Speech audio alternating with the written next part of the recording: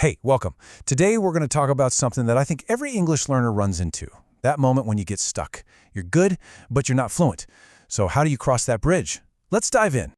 Does this sound like you? You're at that intermediate level, maybe a B1 or B2.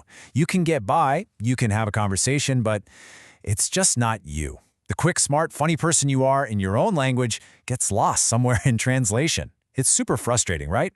Well, the reason you're stuck might not be what you think it is. See, here's the thing. The problem isn't that you don't know enough words. It's about how you're putting those words together. It's about the very foundation of how you speak. We have to change our mindset from being a simple translator to being an architect, someone who designs and builds thoughts from the ground up, directly in English. And this slide just lays it out perfectly. On one side, you've got the intermediate architect. They draw up the plans in their native language, and then they translate, piece by piece. The final structure? It might stand, but it's often a bit slow to build and can feel a little off, a little unnatural. But then you have the advanced architect. They think directly in English. They build with English thoughts from the very beginning. The result is fast, strong, and just sounds right. It's completely fluent. So that brings us to the #1 rule, the big secret, if you can even call it that. It's this: you have to stop translating. Seriously, this one habit is probably the main thing holding you back. It's the mental hurdle you have to clear to get to the next level. So, if you're not translating, what are you supposed to do instead? Well, you learn to think directly in English. This is the superpower of the advanced architect.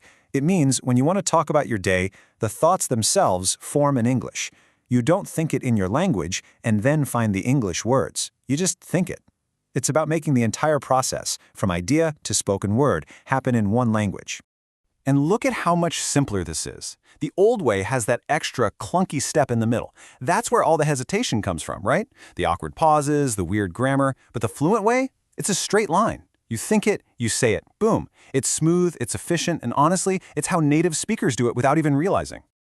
Okay, so you get it. Stop translating, start building. Makes sense. But how? How do you actually rewire your brain to do that? It's not like flipping a switch, right? Well, don't worry, there's a blueprint for that. Here are 3 really powerful, really practical things you can start doing today. First, just narrate your life. As you're walking around your house, describe things in your head in English. I'm opening the refrigerator. I see the milk. It sounds simple, but you're building those pathways. Second, you gotta speak every day. And no, you don't need a partner. Just talk to yourself, out loud. Describe your day while you're driving. Explain a problem from work to your reflection. Get your mouth used to forming the words. And third, immerse your brain. Listen at things where you can't rely on subtitles. Force your brain to keep up. Now here's a really important thing to remember. When you start doing this, it's not going to be perfect. You're going to forget words, you're going to make mistakes, and that is totally okay. In fact, that's the whole point. Every mistake is just part of the building process. The goal isn't to be a perfect architect on your first day.